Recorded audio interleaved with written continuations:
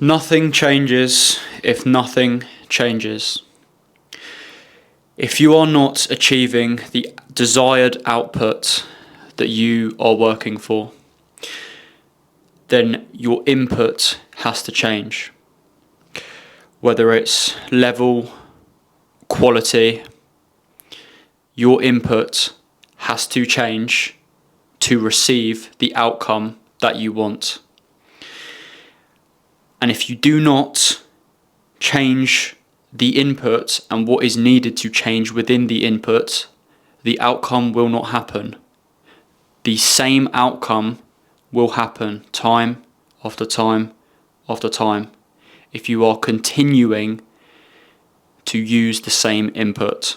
Now, this is something that I have personally experienced myself, and like I said, a lot of these things are the things that I talk about are experiences and things that I have gained myself throughout experience and through learning and through application in real life, and using these things to gain an advantage within life and to come on here and share. So, nothing changes if nothing changes is a very basic but can be heavily extrapolated to various situations in life, and it's mainly to do with if you want something and you keep getting the same results. Not that you keep failing, or it might be that you keep failing, but generally it's just you are getting the same results time after time after time, and nothing is changing. You are not getting any closer to your desired output. And this is where nothing changes if nothing changes comes into action.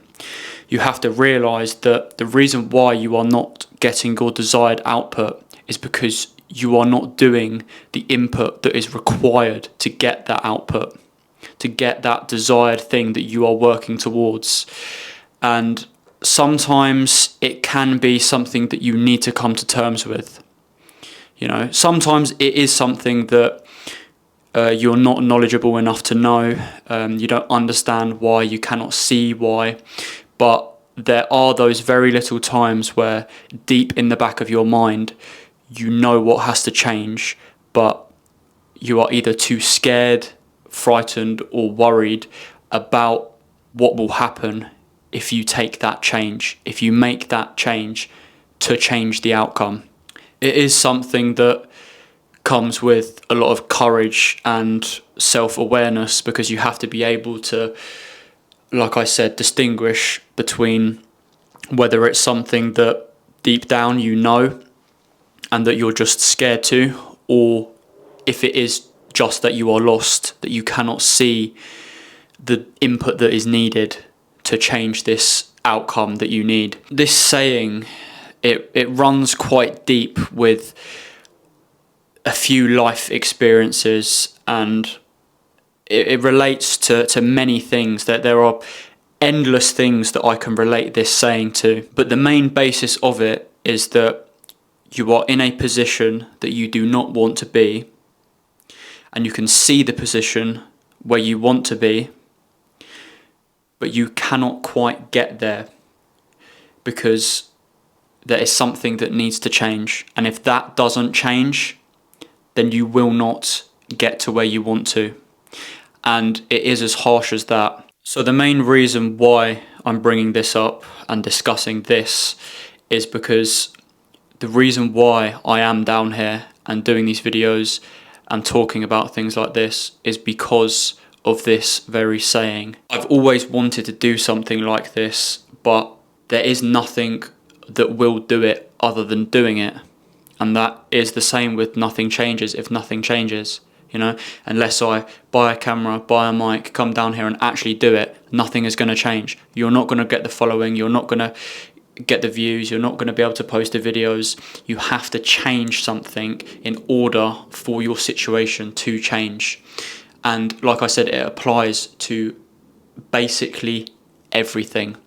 Anything that you can think of where you can see the position where you want to be compared to where you are, there is a change that is needed in between that space. In between from where you are now to where you want to be, there is changes that need to be made. And if those changes are not made, then you will not get to where you want to be. It's not a bypass or an easy route or finding a simpler way to get there, because you will only be cheating yourself if there is this place that you want to get to, and there are clearly outlined sacrifices that you have to make and things that you have to change in order to get there. And the reason why many people get into this constant toxic cycle of putting in the same input and not getting the output that they want, and just keep going around and being in their own mind of this mental space of regret and constant self-dissatisfaction, is because of this I don't feel ready mentality. You know, you'll hear many people not pursue something because they don't feel ready. I hate to break it to you, but anything that's worth doing, you will never feel ready. You can never prepare yourself enough for something that takes a considerable amount of mental fortitude and willpower.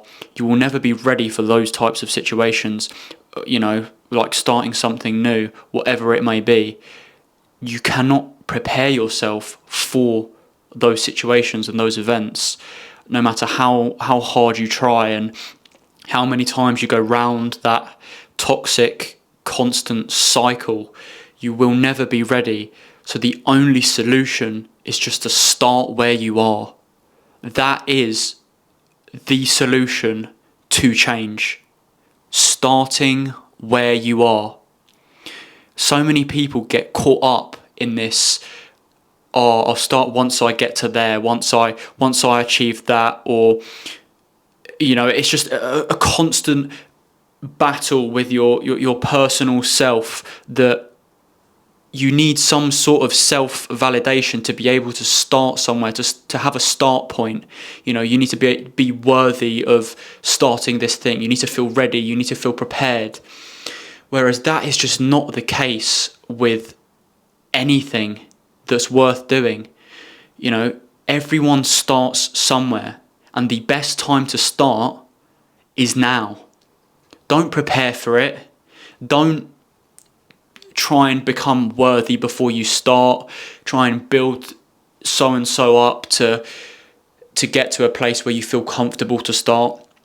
The best time and place to start is now, is when you're thinking about it, when you're frightened of it, when you're scared of doing it, when you're worried about failing, worried about what's going to happen. That is the best time to start. And that is how change happens. Because it's just a constant cycle of naivety and being stuck in, like I said, just the same feedback loop over and over and over. And the only thing to break out of that feedback loop is change. You have to change something. And that normally that change is start. You start something.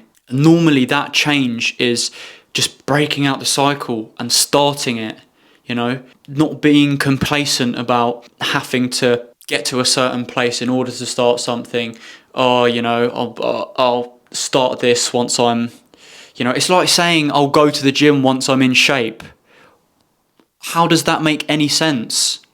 You start the gym when you're the most insecure of how you look. That is the only reason why people end up going to the gym, is because they need to look better than they are right now.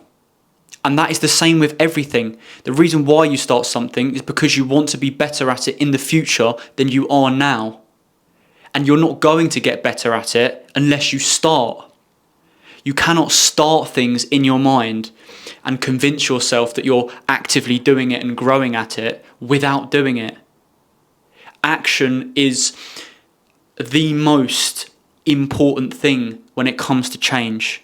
When it comes to changing your situation, changing your life, changing your habits, no matter what it is the basic fundamental to changing where you are, to getting to start that journey to getting to where you want to go. So if you are someone that can sense that change is needed in your life to perpetuate you from where you are now to where you want to be, the sooner that you can make that decision to start or to change the input, the quicker that you will grasp the things that are needed to change. The most self-respectful thing to do is to just come to terms with yourself, what you need to change and what the change in input is that is needed, and start.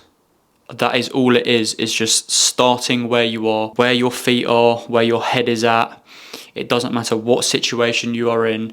There will never be a perfect time. There will never be a time when you are ready. You have to change now. You have to start the change now in order to let your journey play out, to let your story run and continue on a path of growth. Otherwise, you will just be stuck in that constant feedback cycle. Now, the one thing that can make this very hard, and that is a natural instinct that puts a roadblock in beginning this change that is needed, is that as humans, we are so accustomed to routine, to having that routine that you are used to, that you don't have to think twice about, that it's second nature. And when you put something out of the ordinary in that routine, your body and brain will automatically reject it and not want to associate with it because it is not what you are used to. And this makes any form of change, no matter what it is, become unpleasant to your brain, to your body. Anything that is out of the ordinary, out of routine, will automatically cause a discomfort. So this makes the change even harder if you are someone that is embedded in a routine that has to have everything in order, that does the same thing and is happy with doing the same thing because it's organized, because it's in order. It is very hard to then have to change something. The only thing that will get you past this discomfort of having to change something and it being distasteful to your routine is that you have to be able to use mental imagery. What is mental imagery?